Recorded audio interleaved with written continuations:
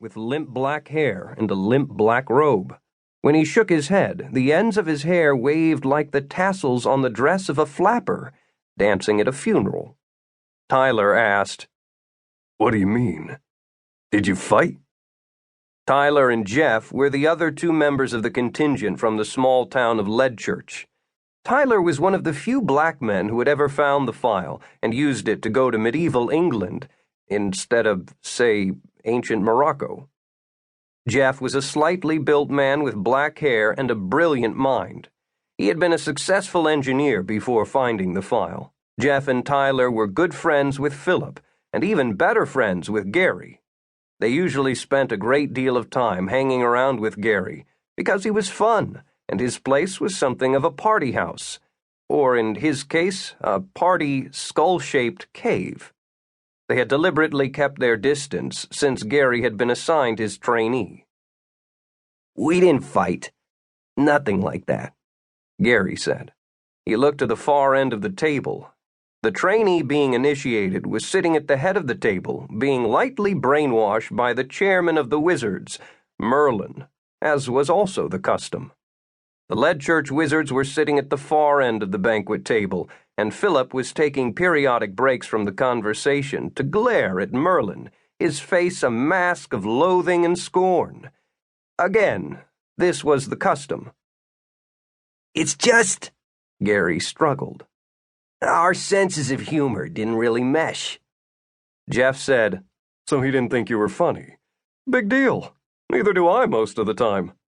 "No," Gary said. "It's not that he didn't think I was funny. It's that he thought I was funny at the wrong times. If I said or did something I thought was funny, it would just confuse him. But occasionally I'd say something serious and it would make him laugh." "For example?" Philip asked. "When I told him that we could make it so we didn't need air or water, but we couldn't figure out how to not feel like we need them, he thought that was the funniest thing ever. I told him it would be horrible, and he said, so we don't do it to ourselves. Just save it for someone else. He even wrote up a quick macro just to prove it could be done. It makes you invisible, too. He called it ghosting." "I can see how that would make you uncomfortable," Philip said. Gary said, "I know, right?" "Well, I wouldn't worry," Tyler said. "It wouldn't work." Philip looked to the end of the table. Jimmy. Everyone called him Merlin, but to Philip, he'd always be Jimmy. Or that jackass Jimmy, if he was feeling particularly honest. Was leaning toward the trainee, smiling broadly and chuckling as he said something Philip was certain wasn't funny.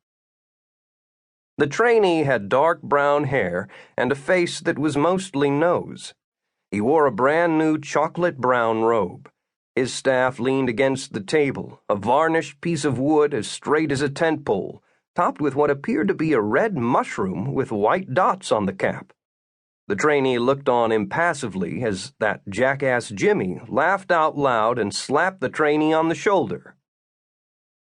"What's his name again?" Philip asked. "Todd," Gary answered. "Where's he from?" "Phoenix, Arizona, 2005. "Where'd he find the file?" Tyler asked.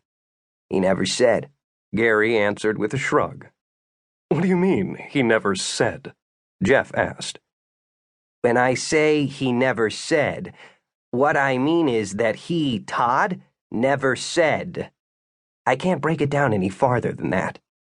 "Yeah," Jeff said, rolling his eyes. "I get that. But didn't you ask? How could you spend nearly a month training the guy and never ask?"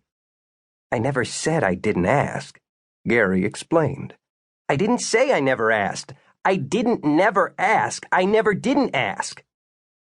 "Are you saying that you asked?" Jeff asked.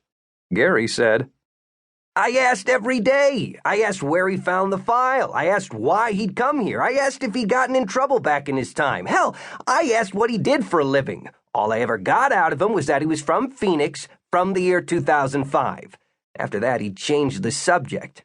Eventually, I figured my job was to train him, not to write his biography." Philip looked back to the far end of the table.